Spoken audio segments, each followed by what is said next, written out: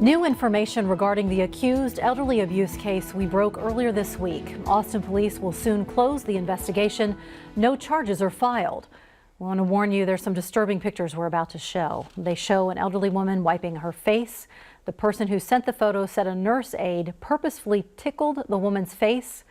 The woman had feces on her hands. The state and Austin police opened an investigation.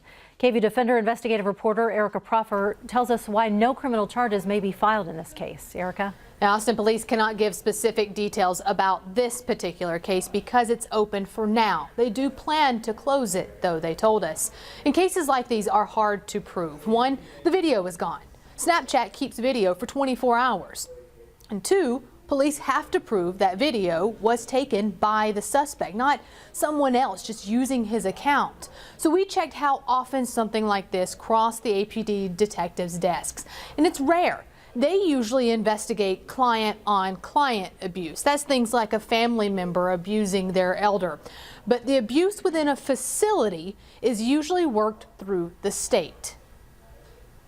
Even though the police department might not have a criminal offense or something that's could land someone in jail, we want to make sure that that elderly or child is safe and the people that can and many times help us with that would be CPS or DADS or other agencies that can keep that child or elderly individual safe.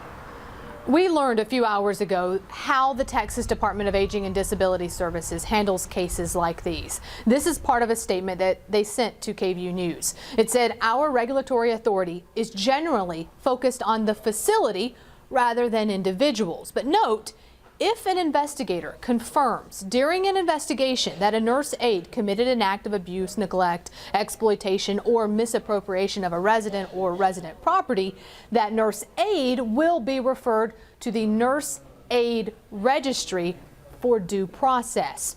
So this means worst case scenario, that employee could lose his job and have his certification revoked. This means he could be barred from working in any nursing home if they find wrongdoing. So, Erica, does this mean that he could get criminal punishment or not? The Texas Attorney General's office can investigate, and we reached out to them late this afternoon. Their press office couldn't confirm nor deny there is an open and active investigation. We expect to hear more from them next week.